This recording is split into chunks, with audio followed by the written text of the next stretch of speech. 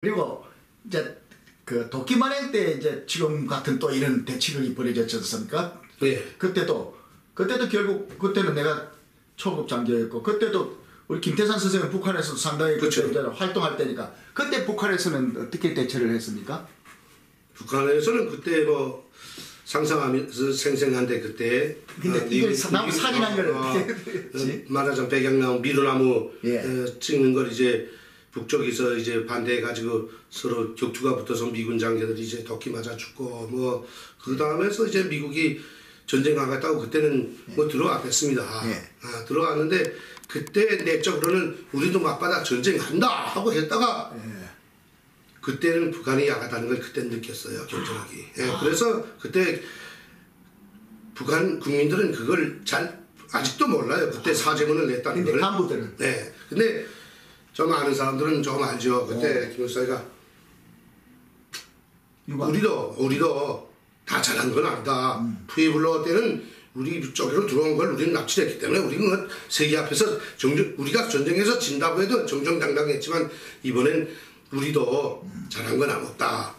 물론 이런 식으로 해서 사죄문을 그때 냈던 겁니다. 예. 그래서 서로 이제 미국과 관계가 그저 그것으로 끝이 났지 않습니까? 예. 그 후에 북한에서는 그 문제를 그저 딱 봉쇄하고 더 말 안 했어요. 예. 네. 뭐 위대한 수령님의 영도력으로 승리했다 그런 선전도 하지 않았고. 그 선전도 안 했어요. 네. 뭐 특이하네요. 미국이 들어왔다가 우리가 뭐 자의적으로 행동하니까 물러갔다. 그저 이렇게 냈죠. 그러나 그때 미국이 들어왔다가 끌어들였던 무기 그때 썼으면 오늘과 같은 일이 안 벌어지는 겁니다. 이런 상태가 계속된다면 미국은 영원히 북한을 때리지 못할 것이며 이런 상태는 10년, 20년 계속 갈 것이고 남한은 북한에게 계속 도발을 당하면서 또 한 해, 두 해, 10년, 20년 계속 갈 겁니다. 근데 그 예산 전문가는 5년을 봅니다. 왜냐하면 중국의 강철 생산량이라든지 네. 자기 나름의 그 5년을 보면 어떻게 한반도가 변한다는 겁니까? 5년이 되면은 네. 중국과 북한의 그 연합 세력들이 네. 그러니까 막대한 그 군비 생산력 네. 이런 게 동원력이 생긴다 이게. 네, 그렇죠. 고전에 이걸 갖다가 우리가 대비 안 하면은 우리 뭐 그냥 영원히 핵무기를 이고 살아라 그러잖아요. 그렇죠. 그게 뭐 이고 산다는 게 표현이 그래서 그렇지 그냥 핵무기 눌려서 사는 거죠. 네. 직선에도 못하게 되는 겁니다. 그렇게 되면 네, 지금 뭐 우리가 핵무기 가진다면 경제가 우리가 죽고 미국이 뭐 우리를 압력을 가면 우리 죽고 하는데 그때 가면 북한하고 중국한테 늘려서 죽고 맙니다. 네. 솔직히 말해서. 네. 근데 뭐 지금 핵무기 만들지 말자 뭐 그런 사람들 보면 다 대체적으로 북한 편을 들고 중국 편을 드는 정복 좌파들 소리인데. 예. 참 우리도 문제가 그 도끼만행 때 가지고는 그런 정복 세력들이 전혀 염려할 필요가 없었는데. 그렇죠. 이제는 뭐 그게 국회를 장악하고 말이지 저렇게.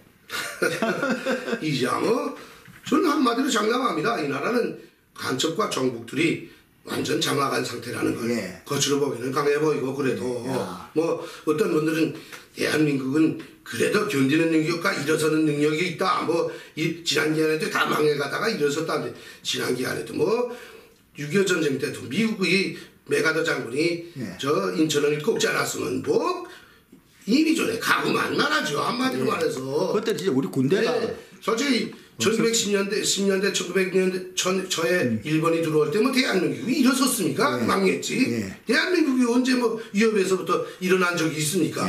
그런 말을 하는 사람들 보면 저는 속으로 대한민국 사람들을 비웃는 게 아니라 그런 말씀을 하는 분들을 비웃습니다. 할 건 아니하고 준비는 아니하고 누가 뒤에서 마치도 하늘이 돕는 것처럼 그러는데 하늘도 노력하는 자를 돕는다는 걸 알아야 합니다.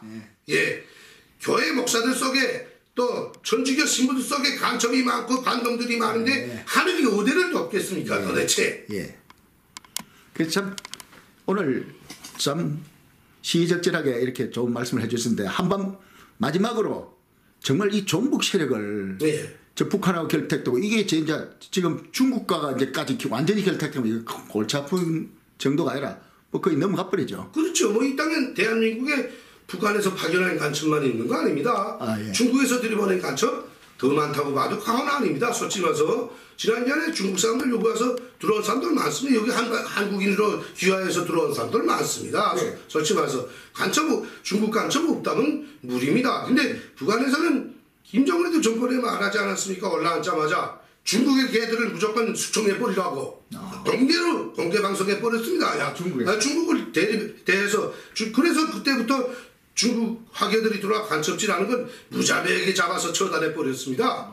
예. 근데 한국은 중국이 무서워서 중국 조선족들이 들어와서 나쁜 짓을 해도 어쩌지 못하고 있습니다. 솔직히 말해서. 사실 그 조선족이라는 것도 참 위험한 거예요. 글쎄요. 조선족인 말이 옛날에 뿌리가 공민증에 뭐 그렇게 성만한 한국 사람 조선족이다 뿌리지 중국 국민입니다. 한마디로 말해서. 결국 조선족 중엔 조결하고 북조선 국민증 가진 사람이 있는데 그 사람들은 북조선 말 듣고 북조선 간첩입니다. 한마디로 말해서. 대한민국이 그 탈북자를 가장한 중국 화교가 서울시 공무원으로까지 됐댔는데 그 죄를 묻지 않고 무죄로 만들고 이 나라법이 무슨 대한민국법인지 아니면 북조선법인지 뭐 중국법인지 점점 뭐가 돼가려고 하는지 모르겠는데 정신들 바짝 차려야 됩니다. 그러다가 이제 베트남식 조가 통일되는 거 하루아침입니다. 솔직히 말해서. 왜? 저번에도 말했지만 대한민국 사람들은 자기네가 뭐 대단한 것처럼